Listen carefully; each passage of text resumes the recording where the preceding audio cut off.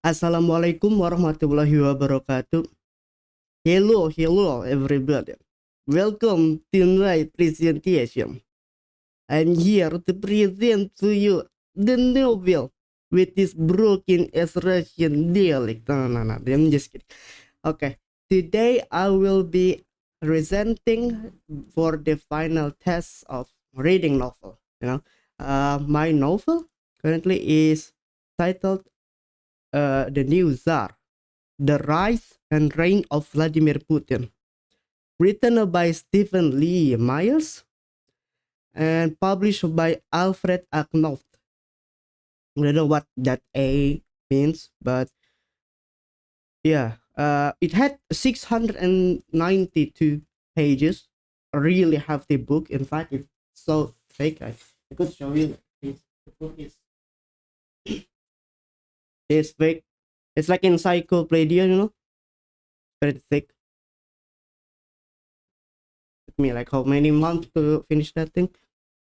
So yeah, it released date in 2015, and it had the language of English.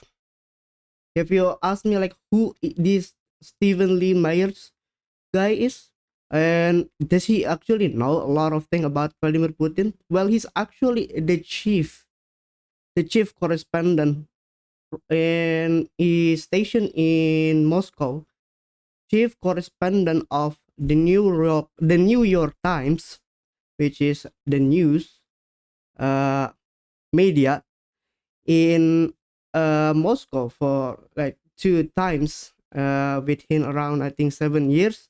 And at that time he made this book and he published it in 2015. So I'm just gonna just present a little bit of what the book's content is. Number one, the book had maps. Yeah, the book actually had maps of the Soviet Union before 1991 and after the 1991. And the book consists of 5 parts. The book consists of 5 parts. So the books uh, are separated between 5 parts, and between those 5 parts, there is 23 chapters. Imagine this book had 5 parts, and and inside of that 5 part is 23 chapters. And this book had a massive archive of bibliography, and boy oh boy, it had a lot of them. Like each chapter could consist around 40 to 50 uh, bibliography. So many references from many sources, and for a nerd like me, it just more than satisfied to basically it's it's just non-stop of information that you get, that I was like, what do I put in this presentation? to I try to oversimplify this book, like that is this massive encyclopedia, 692 pages of speaking just Putin himself. It's a complicated topic, which is for a complicated man.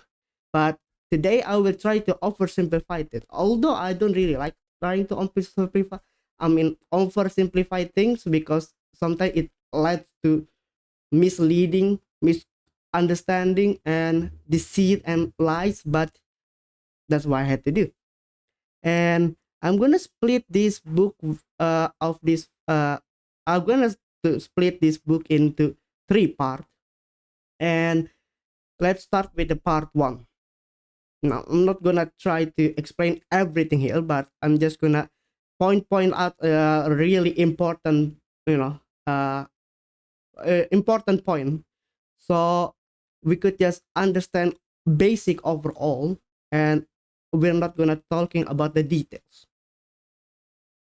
So, part 1: young, humble pilot dream.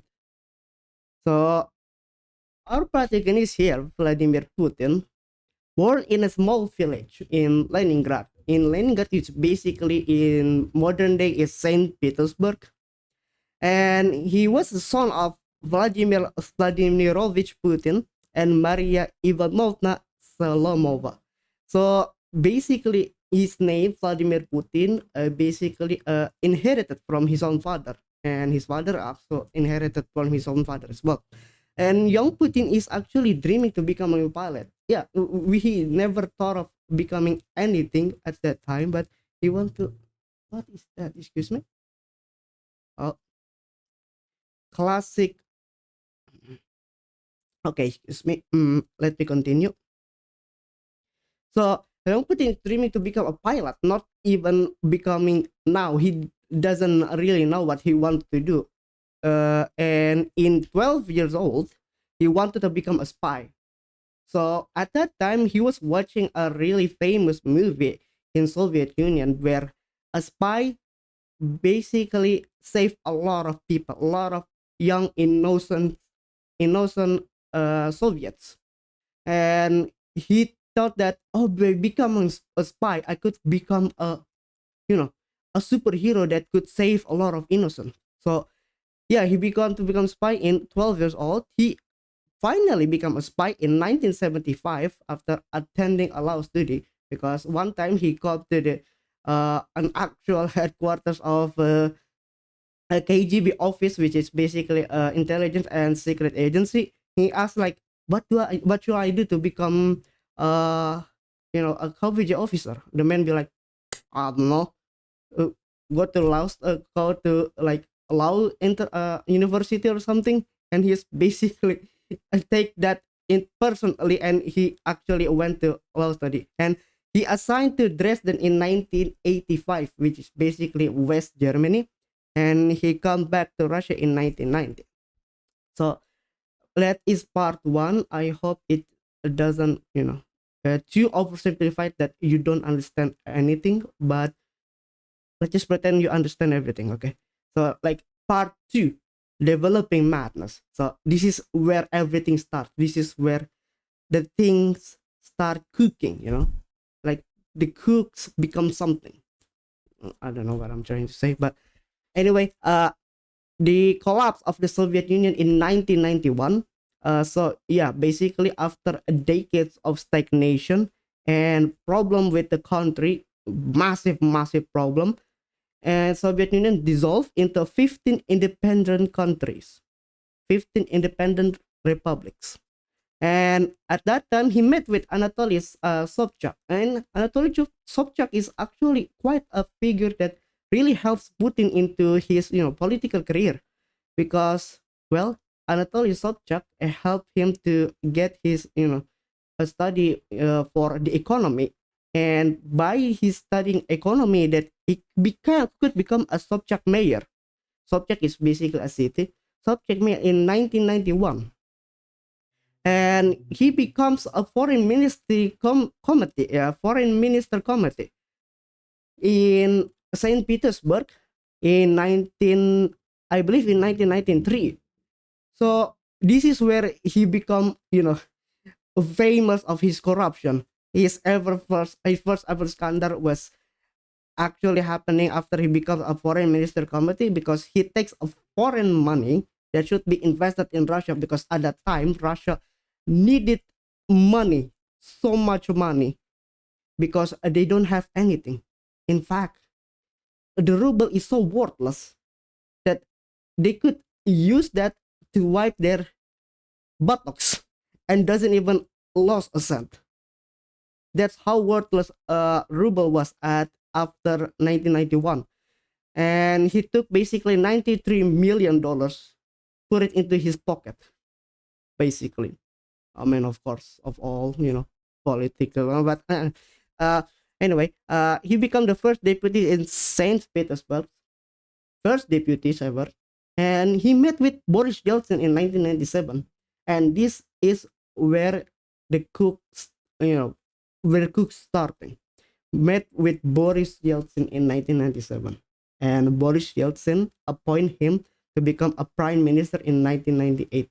Basically, Boris Yeltsin that rise this monster to the world, basically to the public faces, to the world stage, this monster that he created. Part 3, Tsar, Warmonger, and Madness. Well, there's no end there, but let's just pretend there's end here. So let's start it with a 1999 bombing in Russia. It was quite a controversial and really, really, important time in the Russia history. That uh, in 1991, a Chechnya Republic was de facto independent, which means basically they declared independent but without recognition.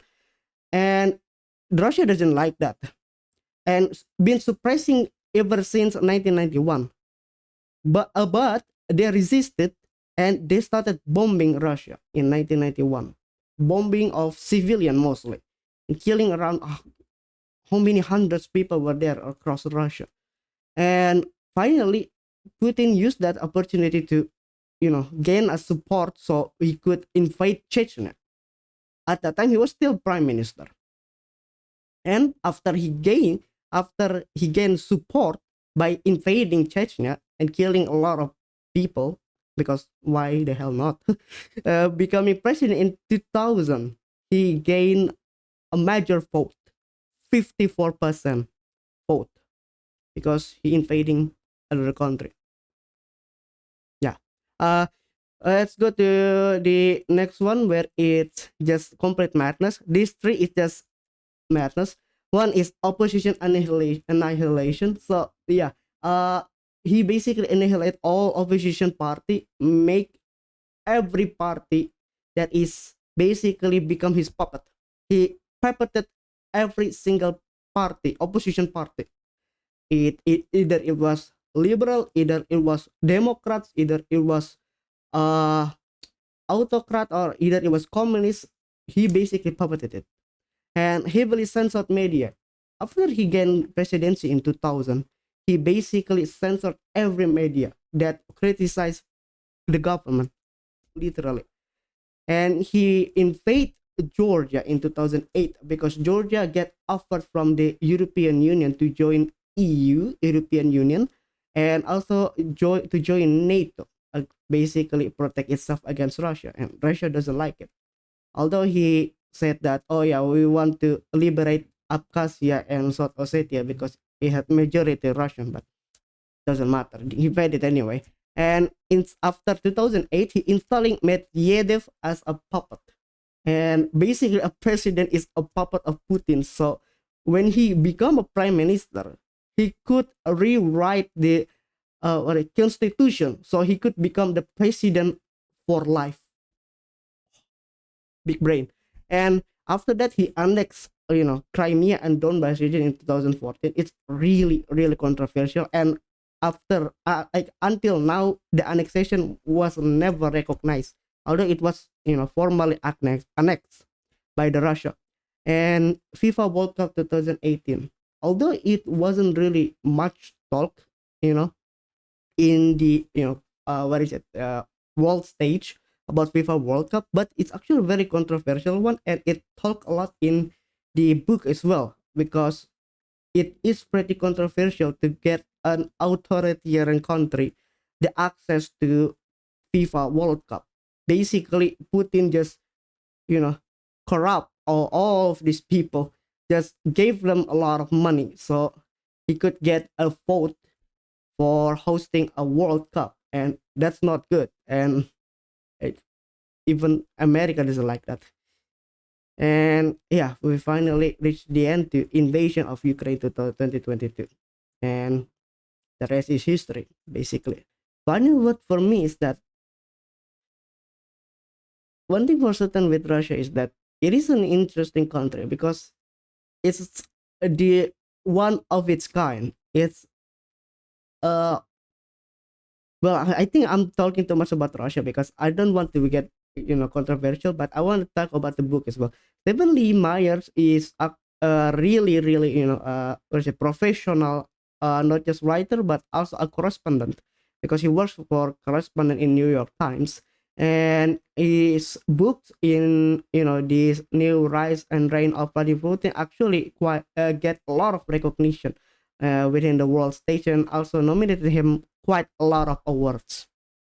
And it's actually quite a good book if you want to study everything about Vladimir Putin and Putin's Russia.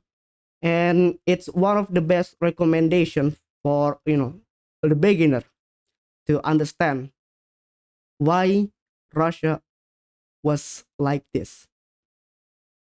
Then yeah, I think that's all from me. It's been 17 minutes. I think it's longer than they should be, but I hope you enjoyed listening to my presentation, and I hope you all the best. Wabillahi taufik wal hidayah. Wassalamualaikum warahmatullahi wabarakatuh. Слава украинска Россия народа. Побывайте, приятель. До свидания.